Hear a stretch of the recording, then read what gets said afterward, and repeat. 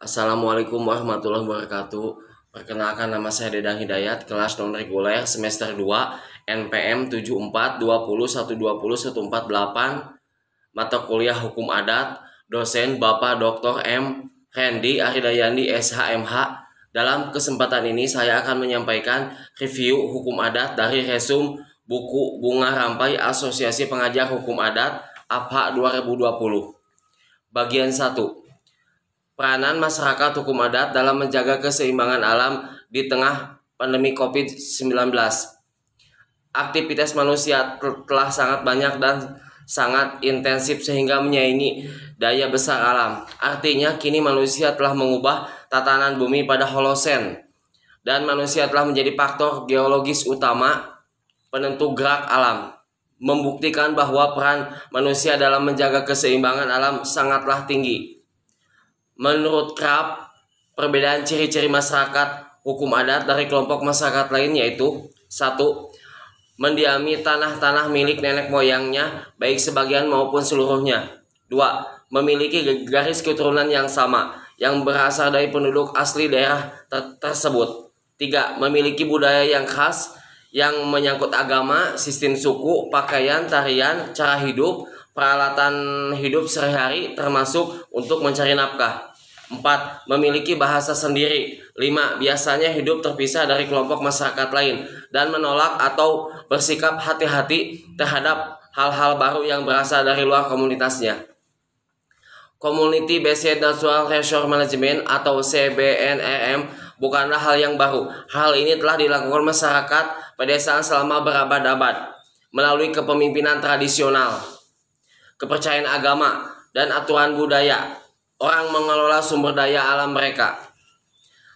Menurut Naban dan Mas G, kegagalan di seluruh dunia dari pendekatan terpusat untuk mengelola sumber daya alam menyebabkan dilakukannya upaya mencari pendekatan alternatif yang berkelanjutan, di mana masyarakat lokal diberikan hak kepemilikan untuk mengelola sumber daya alam menjadi umum pada tahun 1960-an dan dinamai Community Based Natural Resource Management atau CBRNM. Pendekatan ini sering juga disebut sebagai konservasi berbasis masyarakat. Bentuk peran masyarakat adat dalam menjaga keseimbangan alam yang didasarkan pada karakteristik masyarakat adat itu sendiri. 1. Religio Magis. Masyarakat adat keseluruhan percaya kepada adanya dunia gaib yang mengatasi kekuatan manusia. Mantelit ini memunculkan adanya peran masyarakat adat dalam menjaga keseimbangan alam. Yang kedua, komunal. Corak komunal di mana lebih mengutamakan kepentingan bersama, di mana kepentingan pribadi diliputi oleh kepentingan bersama. 3. Kontan.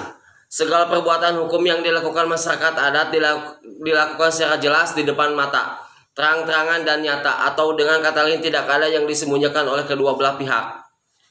4. Konkret. Corak hukum adat konkret artinya hukum adat ini jelas, nyata, berwujud, sedangkan corak visual dimaksudkan hukum adat ini dapat dilihat terbuka dan tidak tersembunyi.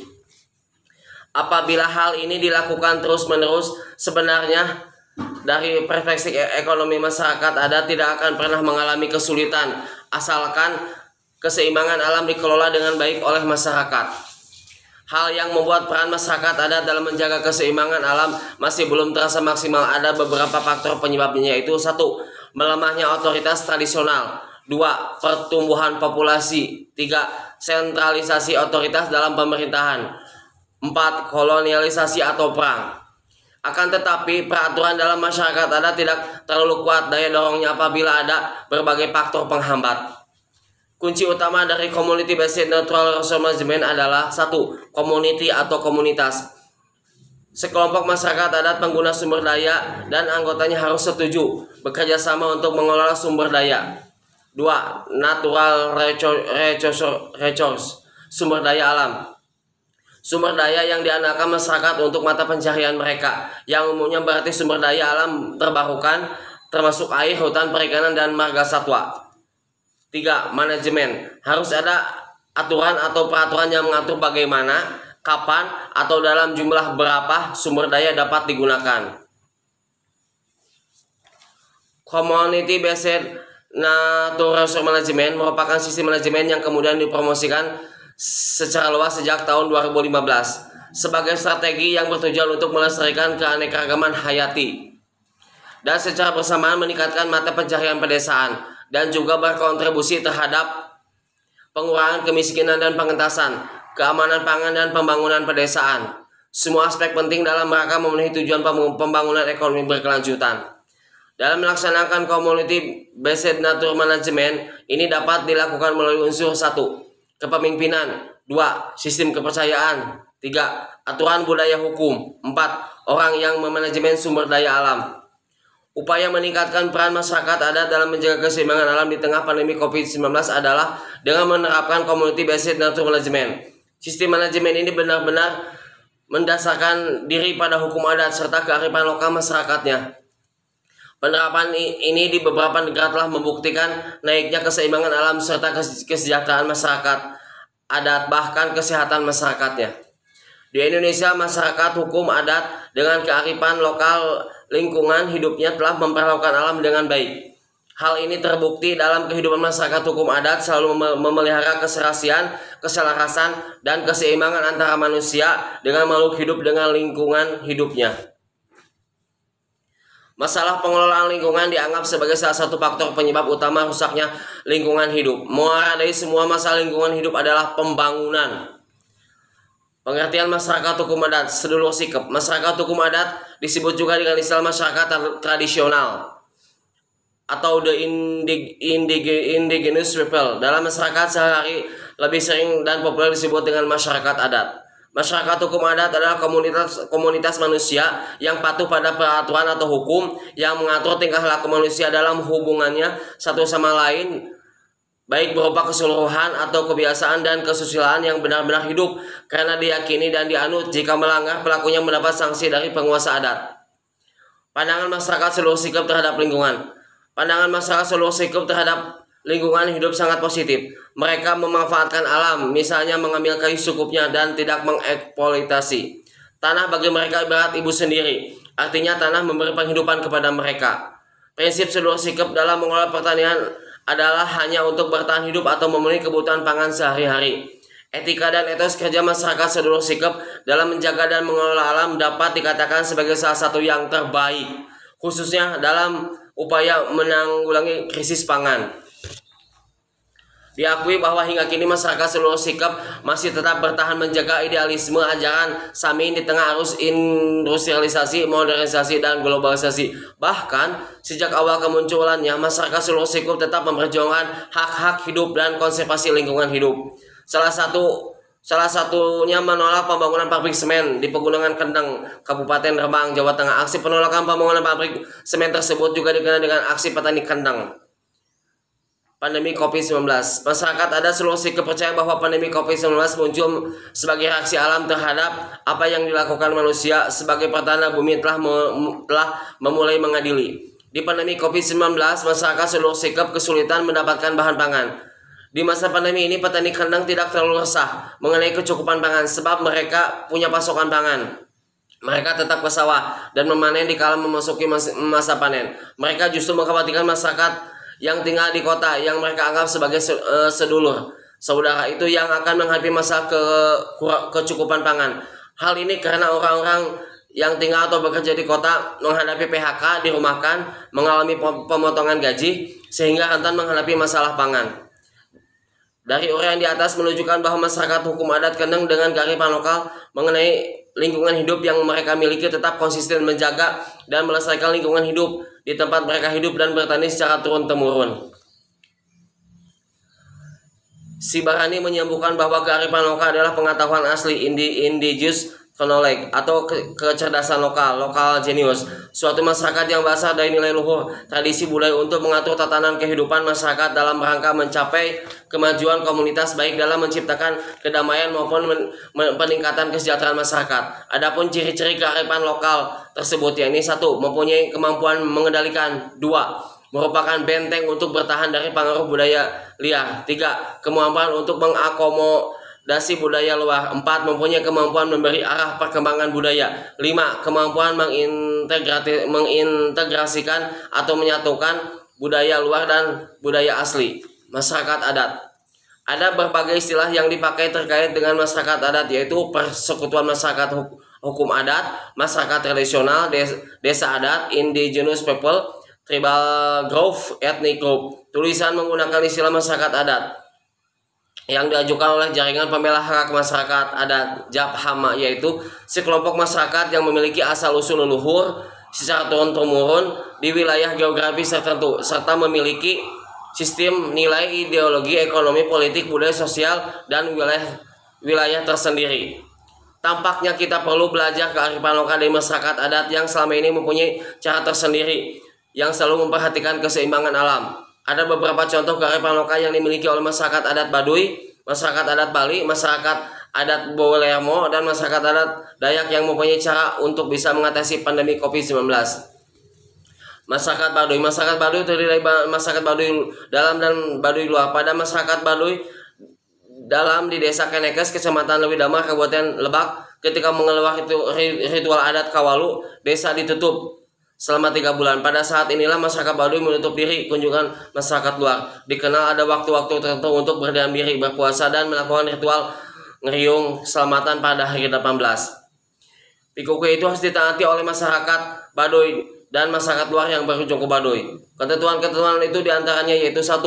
Dilarang masuk ke hutan larangan Leuweung Kolot untuk menebang pohon, membuka ladang, atau mengambil hasil hutannya. 2. Dilarang menebang sembarangan jenis tanaman, misalnya pohon, buah-buahan, dan jenis tertentu. 3. Dilarang menggunakan teknologi kimia, misalnya menggunakan pupuk dan obat. 4. Pemberantasan hama, penyakit, dan menubah dan meracuni ikan. Berladang sesuai dengan ketentuan adat dan lain-lain. Masyarakat Bali. Masyarakat Bali yang mempunyai kearifan lokal dalam menjaga keseimbangan alam tidak terlepas dari ajaran agama Hindu, yaitu selalu dikaitkan dengan skala kasat mata dan niskala tidak kasat mata. Ajaran skala niskala dipraktekkan dalam kehidupan sehari, termasuk juga dalam menjaga keseimbangan alam. Oleh sebab itu, ketika ada pandemi COVID-19, dengan adanya anjuran jaga jarak, maka masyarakat Bali sudah terbiasa untuk keseimbangan alam dengan melakukan berdiam diri pada saat hari raya Nyepi. Masyarakat Bolermo. Masyarakat adat Bolermo yang tinggal di desa Bonelemo, Bajo Barat, Luwu, Sulawesi Selatan memiliki ilmu yang diajarkan oleh leluhur secara turun-temurun untuk membasmi kuman dan penyakit. Hal ini dilakukan untuk menjaga keseimbangan alam. Jadi ketika ada ketentuan pemerintah yang mengajukan setiap orang harus cuci tangan dan menggunakan desinfektan, maka masyarakat adat Bolermo juga punya kearifan lokal yaitu sangat mendukung. Perempuan di wilayah tersebut bergotong royong meracik cairan disinfektan alam dari bahan daun sirih, jeruk nipis. Cairan itu digunakan sebagai bahan penguapan di sebuah tempat yang mereka sebut bilik sterilisasi yang dibangun oleh pemuda. Masyarakat Dayak Kaharingan. Masyarakat Dayak Kaharingan mempunyai kearifan lokal berupa mampas lewu. Mampas lewu diartikan sebagai upacara membersihkan kampung, desa, atau kota tempat tinggal. Dengan kata lain, memapas lewu hampir sama pengertian dengan upacara tolak bala. Pentingnya kearifan lokal dalam menjaga keseimbangan alam melalui pengetahuan tradisional. Pengetahuan tradisional memiliki karakteristik khusus yaitu 1. Merupakan sebuah pengetahuan masyarakat asli, yaitu berasal dari dan dipraktekkan secara turun-temurun. 2. Tema sentral pengetahuan tradisional terdiri dari kepercayaan dan tradisi budaya. 3. Kepemilikan dari pengetahuan tradisional yang harmoni dengan ekosistem. Pengetahuan tradisional merupakan hasil interaksi antara penemuannya dengan alam. Jadi ketika situasi pandemi COVID-19, maka pengetahuan tradisional yang dimiliki masyarakat adat untuk memelihara kesehatan dan menjaga keseimbangan alam sangatlah penting diketahui. Selama ini pengetahuan tradisional terkait kearifan lokal seringkali dianggap kuno, tidak sesuai sains dan menyesatkan, padahal hal ini sangat merugikan bagi masyarakat adat tersebut. Oleh sebab itu, penting sekali pengetahuan tradisional itu diturunkan dari suatu generasi ke generasi berikutnya, merupakan proses pembudayaan budaya atau kebudayaan. Laut merupakan aset masa depan bangsa yang terbukti mampu menghidupi masyarakat dengan sumber daya alamnya. Sumber daya laut yang berlimpah di negara Indonesia berpotensi menjadi alternatif pangan untuk mendukung kedaulatan pangan yang selama ini masih berorientasi pada beras. Salah satu upaya memanfaatkan dalam mendukung kedaulatan pangan adalah melalui pengelolaan wilayah pesisir dan pulau-pulau kecil. Pola-pola pemanfaatan sumber daya pesisir dan pulau-pulau kecil dengan kearifan lokal masyarakat hukum adat menunjukkan bahwa mereka mampu menjaga keseimbangan alam di tengah pandemi COVID-19. Masyarakat adat pesisir dari pulau-pulau kecil sangat paham bahwa hidup selaras dengan alam adalah cara mereka terus bertahan hidup, agar mereka terus terhindar dari krisis pangan terutama pada masa pandemi COVID seperti ini. Ancaman krisis ekologi dan krisis pangan sebagai dampak dari perubahan iklim bisa dihindarkan dengan menghidupkan kembali kearifan lokal yang dianut masyarakat adat. Kearifan lokal mengajarkan agar manusia menghargai dan mengelola alam dengan baik. Pandemi COVID-19 ini ada akhirnya harus memberi kesadaran bahwa negara bersama rakyat harus berdaulat atas pangan. Kedaulatan pangan secara tradisional hanya dapat tercapai apabila masyarakat adat, petani, dan masyarakat pada umumnya berdaulat atas wilayah-wilayah adat dan ruang-ruang hidup lainnya. Masalah yang dihadapi oleh masyarakat adat pesisir dan pulau-pulau kecil saat ini adalah ketidakpastian pemerintah untuk memberikan perlindungan dan pengakuan kepada wilayah-wilayah masyarakat adat dan wilayah kelola rakyat lainnya,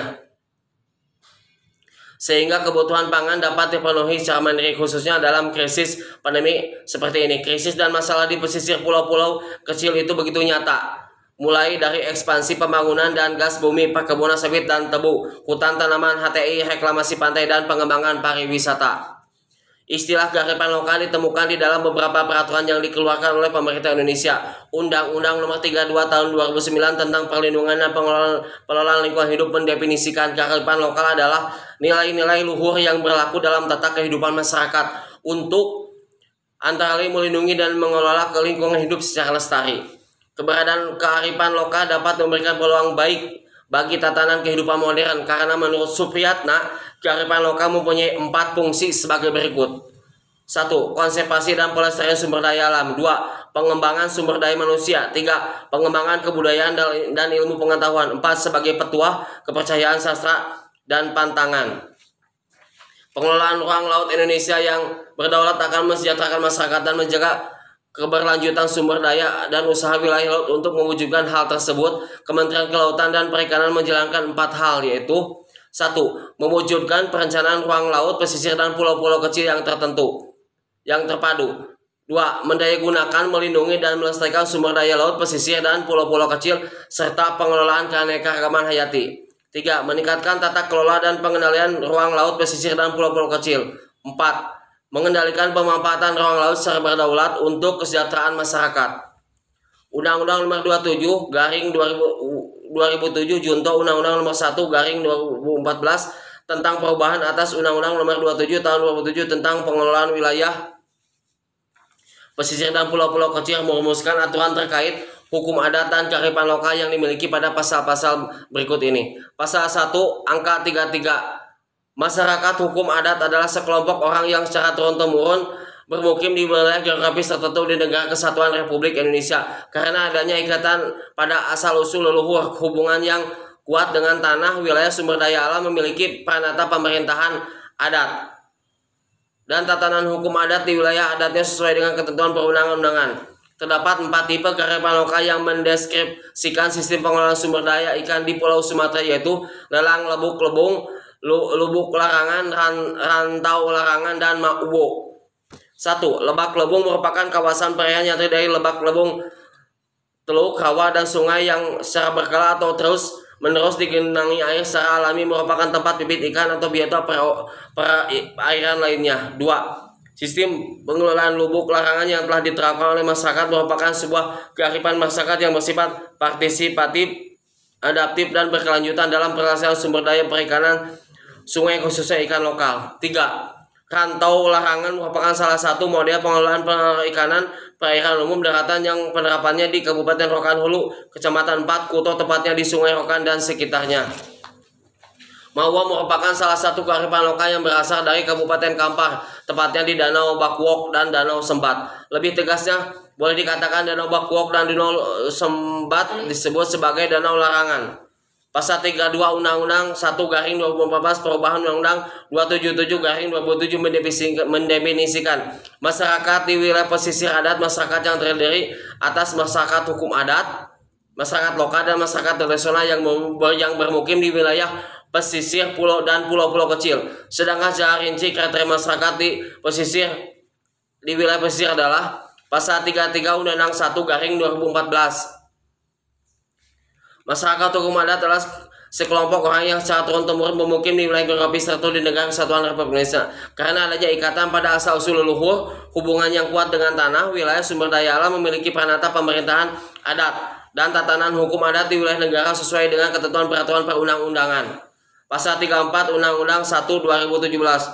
Masyarakat hukum adalah kelompok masyarakat yang menjalankan tata kehidupan sehari-hari berdasarkan kebiasaan yang sudah diterima sebagai nilai-nilai yang berlaku umum, tetapi tidak sepenuhnya bergantung pada sumber daya pesisir dan pulau-pulau kecil tertentu. Pasal 35 Undang-Undang 1/2014. Masyarakat tradisional adalah masyarakat perikanan tradisional yang masih diakui hak tradisionalnya dalam melakukan kegiatan penangkapan ikan atau kegiatan lainnya yang sah di daerah tertentu yang berada dalam perairan kepulauan sesuai dengan kaidah hukum laut internasional.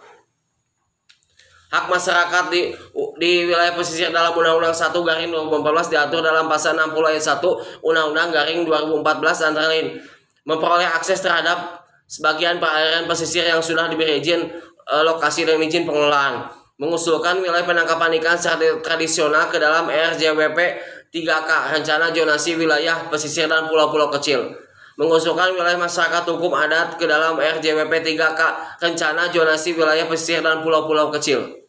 Hak masyarakat adat dilihat dari indikator adanya masyarakat hukum adat yang memenuhi ciri-ciri tertentu sebagai subjek hak ulayat, adanya tanah atau wilayah dengan batas-batas tertentu sebagai Lebensraum ruang hidup dan merupakan objek hak ulayat, adanya kewenangan masyarakat hukum adat untuk melakukan tindakan-tindakan yang berhubungan dengan tanah, sumber daya alam lain, serta perbuatan-perbuatan hukum. Keberadaan kearifan lokal semakin hari semakin tergerus degradasi dan dikhawatirkan akan hilang sama sekali. Hal ini tersebut disebabkan oleh faktor internal dan faktor eksternal. Faktor eksternal terdiri dari modernisasi, globalisasi, dan anggapan tidak ada dasar pertimbangan ilmiah. Faktor internal yaitu kearifan lokal mempunyai sifat tidak tertulis abstrak dan diwariskan. Persoalan lain yang terus mengancam pesisir dan pulau-pulau kecil adalah keterkaitan pengembangan industri pariwisata. Ancaman lain di tengah pandemi COVID-19 bagi masyarakat adat pesisir dan pulau-pulau kecil adalah hadirnya peraturan perundang-undangan yang menggunakan metode Omnibus Law. Omnibus Law dalam bentuk rancangan undang-undang atau revisi undang-undang cipta lapangan kerja mengabaikan masyarakat adat, bahkan gagal melihat keberadaan masyarakat adat. Masyarakat adat umumnya memiliki sistem pengetahuan dan pengelolaan lokal yang dibereskan dan tumbuh kembang secara terus-menerus secara turun-temurun. Perlindungan hukum merupakan upaya harus diberikan untuk memberikan rasa aman, baik secara pikiran maupun fisik, dari gangguan dan berbagai ancaman dari pihak manapun berkaitan dengan hak dan kewajiban. Bagian 2. Peranan masyarakat hukum adat dan desa adat dalam mencegah penyebaran COVID-19. Berdasarkan analisis yang dilakukan dapat diketahui desa adat di Bali cukup berperan dalam mencegah penyebaran COVID-19 di Provinsi Bali. Peran tersebut diwujudkan dalam bentuk aktivitas skala nyata seperti menghindari kerumunan, lebih banyak tinggal di rumah, jaga jarak, menggunakan masker, dan lain-lain. Yang pelaksanaannya dikontrol langsung oleh desa adat, memberikan bantuan sembako kepada warganya yang memerlukan, yang pembiayaan sumbernya bersumber dari dana sosial lembaga perkreditan desa LPD milik desa adat di Bali. Aktivitas nyata tersebut didukung pula dengan aktivitas niskala pelaksanaan upaya sesuai keyakinan Hindu berupa ngeneng-ngening, berdiam diri dengan hati yang jernih, desa Nunas Ica, berdoa yang dilaksanakan serentak oleh seluruh warga desa adat di Bali pada tanggal 22 April 2020 dan juga oleh masing-masing desa adat di Bali. Hukum adat disebut masyarakat hukum adat, atau dalam Undang-Undang Dasar Negara Republik Indonesia 1945 disebut kesatuan masyarakat hukum adat. Di Bali disebut desa adat. Sebutannya sama seperti yang tercantum dalam Undang-Undang Nomor 6 Tahun 2014 tentang desa. Walaupun sebutannya sama, tetapi desa adat di Bali tidak persis sama dengan desa adat yang dimaksud dalam Undang-Undang Nomor 6 Tahun 2014 tentang desa atau desa adat ada di luar Bali. Desa adat di Bali memiliki unsur pokok yang terdiri dari pahyangan agama Hindu, pawongan umat Hindu, pelemahan pengelolaan lingkungan alam sesuai agama Hindu. Sementara desa adat di luar Bali belum tentu memiliki unsur-unsur seperti itu, kecuali desa adat yang ada di daerah transmigrasi Bali. Itulah sebabnya peraturan provinsi Bali yang mengatur mengenai desa adat disebut Peraturan Daerah Provinsi Bali Nomor 4 Tahun 2019 tentang Desa Adat Bali. Lalu apa yang dilakukan pemerintah Provinsi Bali dan desa adat dalam usaha mencegah penyebaran COVID-19? Sejalan dengan filosofi kehidupan orang Bali Hindu yang memandang keberadaan buana alit, mikrokosmos manusia, dan buana yang agung, mikrokosmos atau jagat raya, serta alam sakala nyata dan alam niskala keyakinan sebagai satu kesatuan, maka upaya yang dilakukan juga mencerminkan filosofi tersebut. Ada dua upaya yang dilakukan, yaitu satu upaya sakala nyata, dua upaya niskala pelaksanaan upacara tertentu sesuai keyakinan umat Hindu. Dalam Undang-Undang Dasar Negara Republik Indonesia tidak ditemui istilah desa adat. Istilah yang digunakan kesatuan-kesatuan masyarakat hukum adat. Keberadaan diakui berdasarkan pasal 18B ayat 2 dan pasal 281 ayat 3 Undang-Undang Dasar Negara Republik Indonesia. Pasal 18B ayat 2 menentukan negara mengakui dan menghormati kesatuan-kesatuan masyarakat hukum adat beserta hak-hak tradisionalnya sepanjang hidup dan sesuai dengan perkembangan masyarakat dan prinsip Negara Kesatuan Republik Indonesia yang diatur dalam Undang-Undang Pasal 281 ayat 3 Undang-Undang Dasar Negara Republik Indonesia menentukan bahwa identitas budaya dan hak masyarakat tradisional dihormati selaras dengan perkembangan zaman dan peradaban. Walaupun desa adat sudah ada jauh sebelum kemerdekaan Indonesia dan keberadaannya diakui berdasarkan Undang-Undang Dasar Negara Republik Indonesia 1945, tetapi baru tahun 1986 desa adat di Bali diatur berdasarkan peraturan daerah, yaitu Peraturan Daerah Provinsi Daerah Tingkat 1 Bali Nomor 6 Tahun 1986 tentang kedudukan dan fungsi desa adat sebagai masyarakat hukum adat di Provinsi Bali. Ketentuan dalam pasal 21 dijabarkan lebih lanjut dalam pasal 22 yang menentukan sebagai berikut. A. Mengatur, mengurus, dan mengayomi penyelenggaraan perahyangan, pawongan, dan pelemahan desa adat. B. Memelihara, mengembangkan sistem dan pelaksanaan hukum adat. C. Menyelenggarakan sahabat desa adat dan karta desa adat. D. Memajukan adat, agama, tradisi, seni, dan budaya, serta kearifan lokal masyarakat desa adat. E. Melaksanakan kegiatan sesuai dengan nilai-nilai Sadkarti. F. Menyelenggarakan pasraman berbasis keagamaan Hindu untuk pengembangan jati diri, integritas, moral, dan kualitas masyarakat Bali. G. Memelihara keamanan desa adat. H. Mengembangkan perekonomian desa adat. I. Menjaga keberlangsungan status hak atas tanah padruben desa adat. J. Menjaga kesucian, kelestarian, kebersihan, dan ketertiban pelemahan desa. K. Melaksanakan pembinaan, pemberdayaan Kama dalam meningkatkan tanggung jawab terhadap lingkungan. I. Melaksanakan pengelolaan sampah di wewidangan desa adat. M. Melaksanakan kegiatan pascayadnya sesuai dengan tuntutan susastra agama Hindu. N. Melaksanakan kegiatan lain sesuai dengan awig-awig atau dresta. O. Melaksanakan tugas lain yang diserahkan oleh pemerintah dan pemerintah daerah.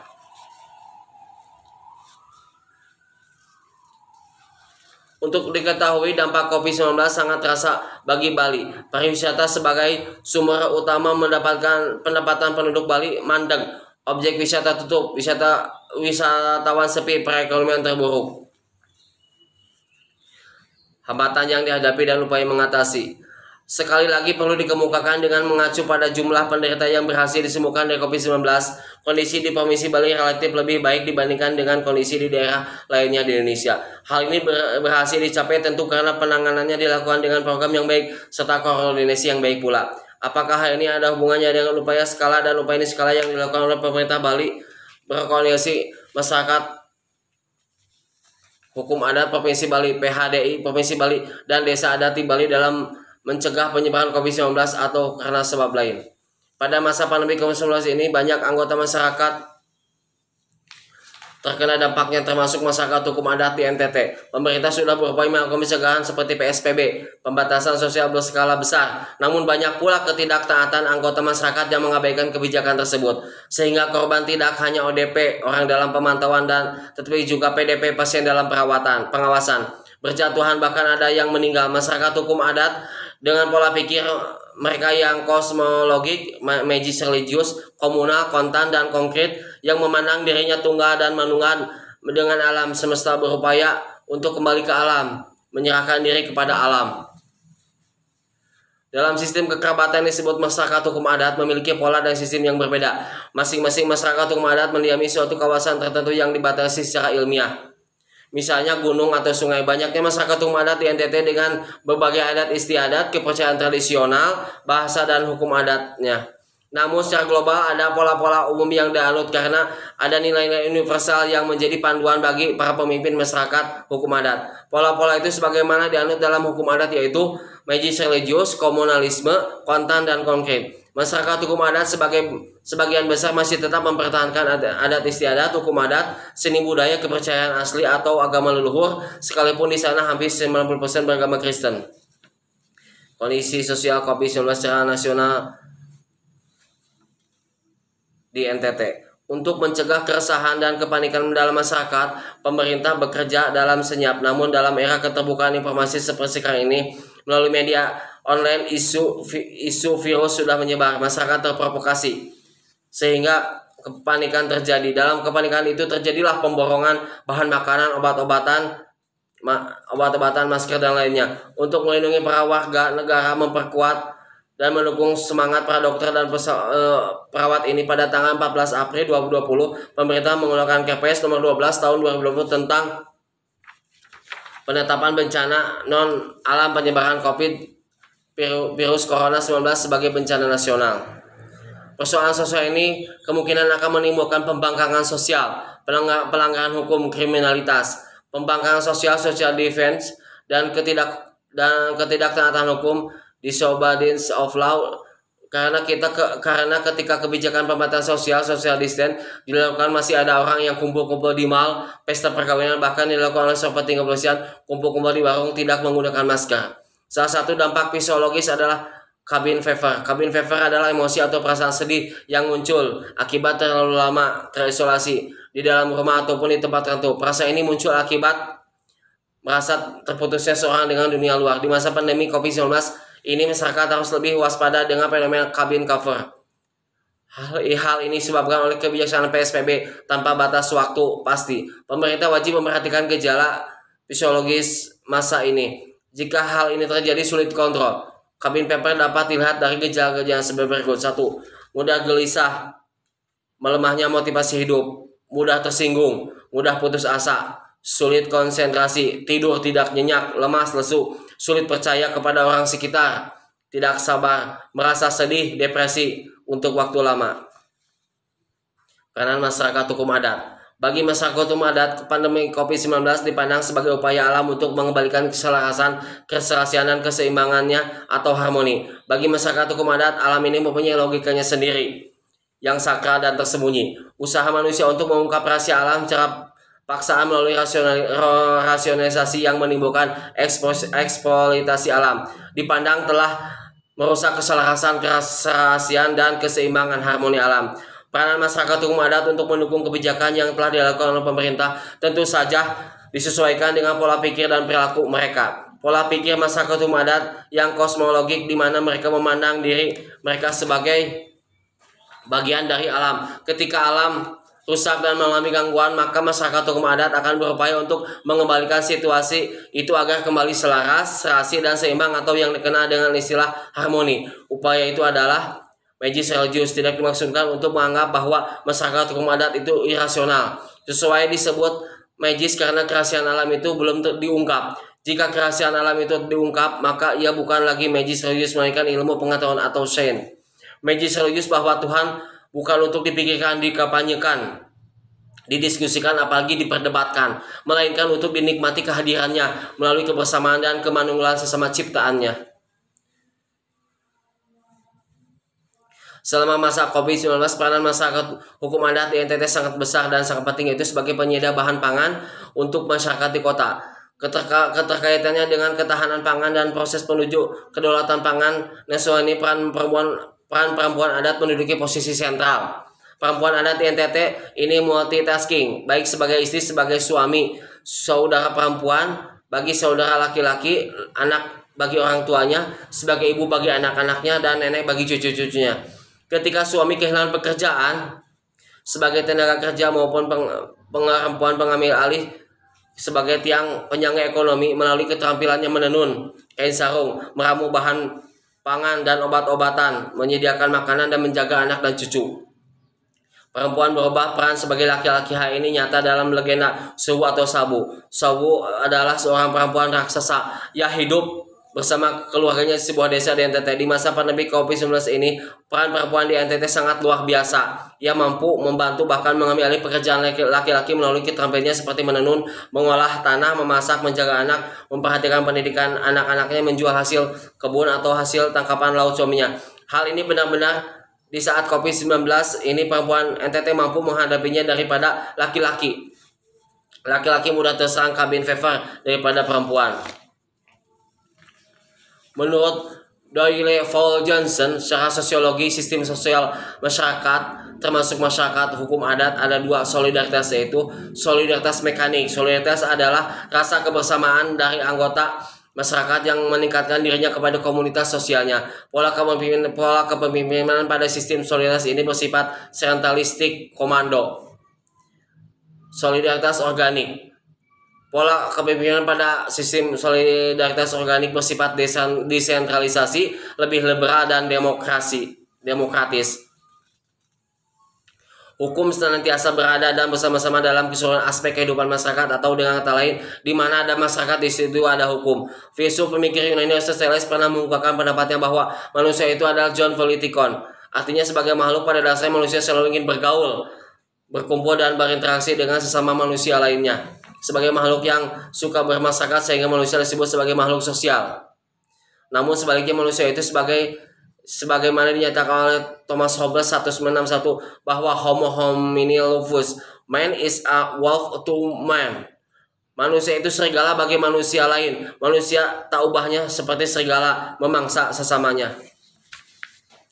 Manusia dalam kehidupan bermasyarakat selalu berhubungan satu dengan yang lain. Kehidupan bersama ini menyebabkan adanya interaksi, kontak atau hubungan satu sama lain. Kontak dapat berarti berhubungan yang menyenangkan atau yang menimbulkan pertentangan politik. Konflik kepentingan itu terjadi apabila dalam melaksanakan atau mengejar kepentingan seseorang merugikan orang lain.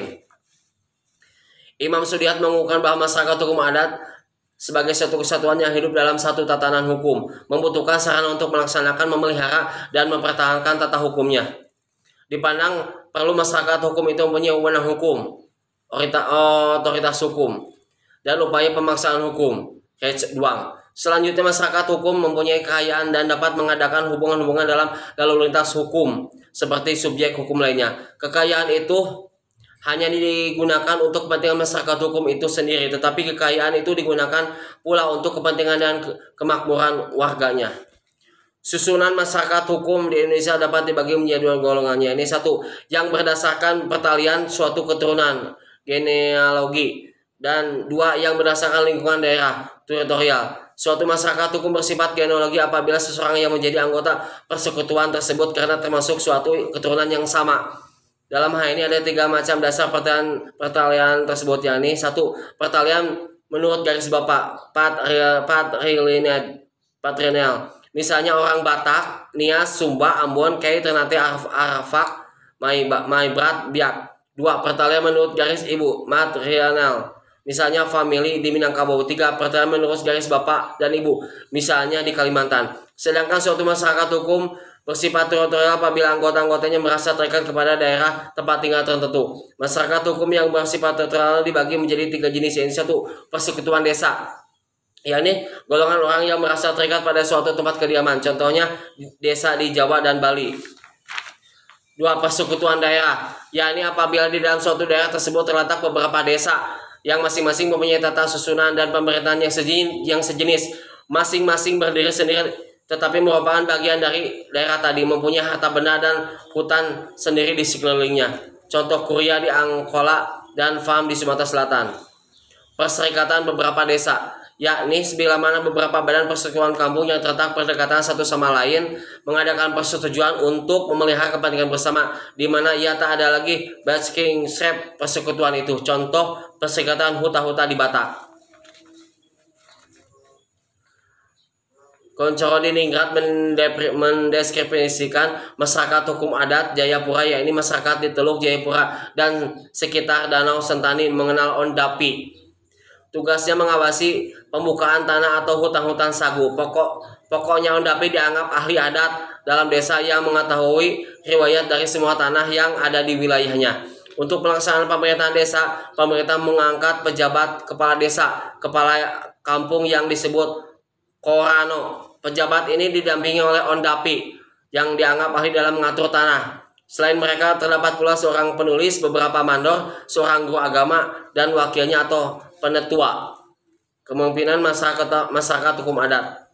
Sistem kepemimpinan yang ada pada suku bangsa Papua terdiri dari sistem kepemimpinan politik, yaitu sistem big man atau pria berwibawa, sistem Ondapi, sistem kerajaan, dan sistem campuran.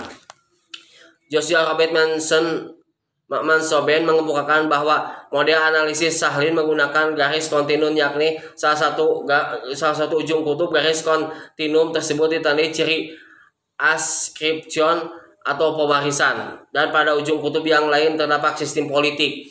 Sistem kepemimpinan politik yang pertama yang disebut pria berwibawa mempunyai ciri-ciri tertentu, yaitu: 1. Kekuasaan diperoleh melalui pencapaian prestasi, yakni kemampuan individual seperti memiliki kekayaan material, termasuk keberhasilan mengalokasikan dan mendistribusikan kekayaan. Kepandaian dia berdiplomasi dan berpidato, memimpin perang, memiliki sifat bermurah hati, fisik tubuh yang besar dan tegap. 2. Hanya orang yang menduduki dan menjadi pemimpin itu sendiri yang melaksanakan kekuasaan. Artinya kepemimpinan dalam semua bidang dipegang dan dilakukan oleh suatu orang saja, yakni pemimpin itu sendiri yang melaksanakan kekuasaan. Suku yang melaksanakan sistem ini antara lain suku Meibrat, Asmat, Dani, Muyu, dan Me. Sistem kepemimpinan politik yang kedua adalah Ondapi. Ciri-ciri utama sistem politik Ondapi adalah pewarisan kedudukan dan birokrasi tradisional dan teritorial. Kekuasaan Ondapi meliputi satu kampung dan satu golongan etnik saja. Kearifan masyarakat hukum adat. Kearifan lokal wisdom terdiri dari dua kata, kearifan wisdom dan lokal. Secara umum makna lokal wisdom, kearifan setempat dapat dipahami sebagai gagasan setempat yang bersifat bijaksana, penuh kearifan, bernilai baik, yang tatanan dan diikuti oleh anggota masyarakat. Kearifan lokal merupakan perpaduan antara nilai-nilai suci firman Tuhan dan berbagai nilai yang ada. Kearifan lokal terbentuk sebagai keunggulan budaya masyarakat setempat maupun kondisi geografis dalam arti luas. Kearifan maupun produk budaya masa lalu yang patut secara terus-menerus dijadikan pegangan hidup. Adat kebiasaan pada dasarnya teruji secara alamiah dan niscaya bernilai baik. Karena kebiasaan tersebut merupakan tindakan sosial yang berulang-ulang dan mengalami penguatan, reinforcement.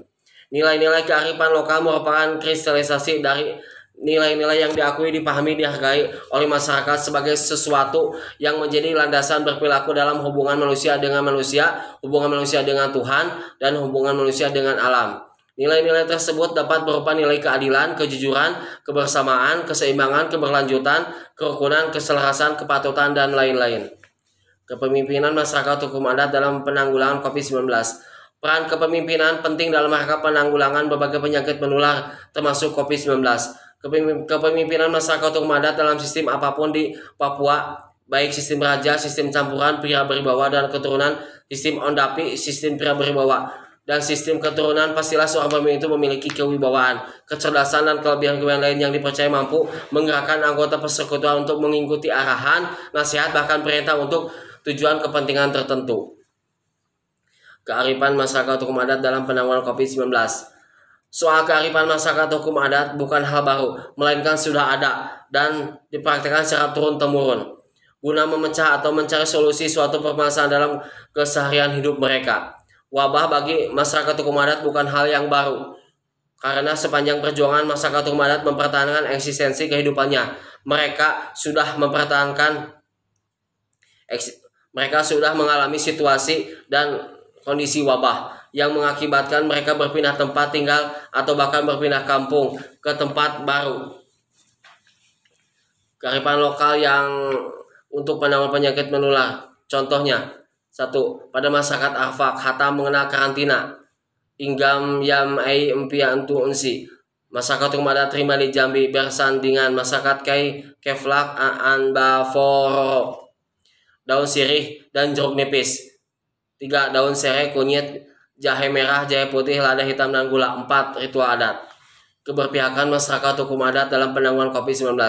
Masyarakat hukum adat yang merupakan jumlah mayoritas dari bangsa ini, paling tidak di Provinsi Papua Barat ada 60% masyarakat hukum adat yang patut dilindungi dari pandemi COVID-19. Ada beberapa alasan yang patut menjadi pertimbangan pemerintah dan semua pihak memiliki otoritas untuk memberikan perhatian yang serius kepada masyarakat hukum adat. Kendati pun masyarakat hukum adat telah memiliki berbagai kearifan yang dapat berkontribusi secara positif maupun negatif, ada banyak keunggulan masyarakat hukum adat, tetapi juga dalam perspektif tertentu masyarakat hukum adat memiliki kelemahan. Masyarakat hukum adat memiliki kepemimpinan yang dapat menggerakkan mereka untuk sesuatu kebaikan bersama. Namun realitas kehidupan masyarakat hukum adat pada umumnya memprihatinkan, karena mayoritas masyarakat hukum adat hidup dalam kemiskinan, walaupun mereka sendiri tidak merasa miskin. Maluku Utara atau yang lebih akrab dikenal Jazirah Maluku Kiraha, salah satu provinsi di bagian timur Indonesia. Secara historis daerah ini merupakan daerah kesultanan dan sampai saat ini kesultanan masih ada seperti Kesultanan Bacan, Kesultanan Jailolo, Kesultanan Tidore, dan Kesultanan Ternate. Daerah ini sejatinya menyimpan berbagai aneka ragam budaya yang menjadi identitas negerinya.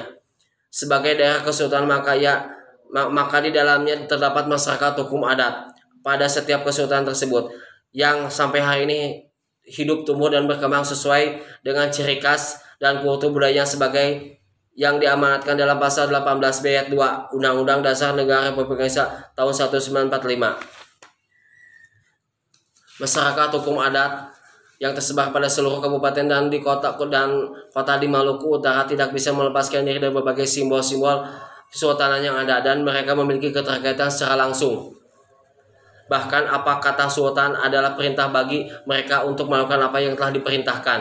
Hal yang sama belum tentu terjadi pada seorang pemimpin pemerintahan formal seperti gubernur, bupati, atau wali kota dengan struktur pemerintahan yang ada. Upaya pemerintah Provinsi Maluku Utara dalam mencegah penyebaran COVID-19. Penyebaran COVID-19 berdasarkan pada data yang ada, maka pemerintah Provinsi Maluku Utara melakukan berbagai upaya untuk penanganan dalam penyebaran, yang mana langkah-langkah yang dilakukan berupa sosialisasi pentingnya menjaga kebersihan maupun sampai pada himbauan tentang pembatasan keramaian di tempat-tempat umum. Penerapan berbagai kebijakan tersebut masih sebatas himbauan, karena Maluku Utara belum berencana untuk mengusulkan melaksanakan pembatasan sosial berskala besar atau PSBB sebagaimana yang telah dilakukan oleh beberapa daerah di Indonesia. Sinergitas lembaga kesultanan. Kelembagaan adat sebagai lembaga kesultanan merupakan bagian dari masyarakat hukum adat yang masih hidup dan berfungsi sesuai dengan kedudukan dan perannya untuk a. memfasilitasi pendapat atau aspirasi masyarakat adat kepada pemerintah desa dan pemerintah daerah. B. Memediasi penyelesaian sengketa dalam dan atau antar masyarakat adat. C. Memberdayakan, melestarikan, mengembangkan adat istiadat dan kebiasaan masyarakat adat. D. Meningkatkan peran aktif masyarakat adat dalam pengembangan dan pelestarian nilai budaya untuk mewujudkan pemberdayaan masyarakat adat. Dan E. Menjaga hubungan yang demokratis, harmonis, dan objektif antara masyarakat adat dengan pemerintah desa dan pemerintah daerah. Keterlibatan kelembagaan kesultanan di Maluku Utara dalam pencegahan penyebaran COVID-19 di Maluku Utara sangat penting, karena masyarakat hukum adat melalui lembaga kesultanan Maluku Kiraha menghimbau masyarakat untuk mentaati kebijakan pemerintah pusat dan pemerintah daerah dalam penanggulangan COVID-19. Selain itu, masyarakat hukum adat melalui lembaga kesultanan Maluku Kiraha turut aktif membantu memenuhi kebutuhan masyarakat sebagai bentuk kontribusi penanggulangan COVID-19. Masyarakat Maluku Utara sangat mendengar himbauan dan anjuran dari pihak kesultanan dan perangkat-perangkatnya dibandingkan dengan maklumat pemerintah formal atau pemerintah daerah. Hal ini menunjukkan bahwa peranan masyarakat hukum adat di Maluku Utara dalam mencegah penyebaran COVID-19. Olehnya itu, adanya berbagai upaya-upaya yang dilakukan masyarakat hukum adat, yaitu a. Melakukan ritual-ritual adat untuk mencegah COVID-19. bukan hanya di lingkungan sendiri masyarakat adat, namun ke seluruh wilayah masyarakat Maluku Utara. B. Masyarakat adat kelompok melokalisasi dirinya sebagai bagian dari pencegahan COVID-19. Hal ini tanpa melibatkan campur tangan pemerintah daerah. C. Masyarakat adat memahami bahwa pandemi COVID-19 memiliki hikmah, salah satunya menjaga keseimbangan dengan alam sekitar. Maka mereka selalu bersahabat dengan alam. Dalam konteks Maluku Utara, masyarakat hukum adat memiliki karakteristik yang sesungguhnya menunjukkan jati diri mereka baik secara internal maupun eksternal yang mereka bisa dapat menunjukkan kepada elemen lain, terutama kepada pemerintah dalam semua tingkatan di Maluku Utara. Karakteristik tersebut seperti A. Hidup secara berkelompok tapi tidak berkerumun. B. Sangat bersahabat dengan alam. C. Bergantung pada aliran sungai, air mengalir. D. Sangat menghormati para leluhur. E. Melakukan ritual yang sesuai dengan perintah leluhur, menolak bala. F. Tidak merusak alam. Salah satu nilai kearifan lokal masyarakat Maluku Utara di samping nilai-nilai kearifan yang lain yang tidak disebutkan dalam tulisan ini yang disebut dengan adat Saaterong. Secara harfiah, adat Saaterong mempunyai arti hukum dasar yang harus dipatuhi dan disusun menurut kebiasaan yang dapat diterima oleh semua lapisan masyarakat. Kearifan lokal adat Saaterong menekankan bahwa setiap warga masyarakat harus menuruti adat dan aturan yang berlaku. Dalam konteks kekinian, makna aturan yang berlaku adalah termasuk di dalamnya semua peraturan perundang-undangan yang berlaku di Indonesia. Secara historis, adat Saaterong merupakan kebiasaan-kebiasaan yang berlaku secara turun-temurun yang membentuk tata nilai yang dipatuhi oleh masyarakat sebagai hukum dasar. Kearifan lokal adat Saaterong saat ini seringkali digunakan dalam menyelesaikan masalah yang terjadi di tengah-tengah masyarakat dengan melibatkan peranata adat kesultanan, seperti menyelesaikan batas wilayah antar kabupaten dan penyelesaian batas wilayah antar desa atau kelurahan. Namun kearifan lokal adat Saaterong pada kenyataannya hanya dijadikan alternatif terakhir dalam menyelesaikan persoalan masyarakat.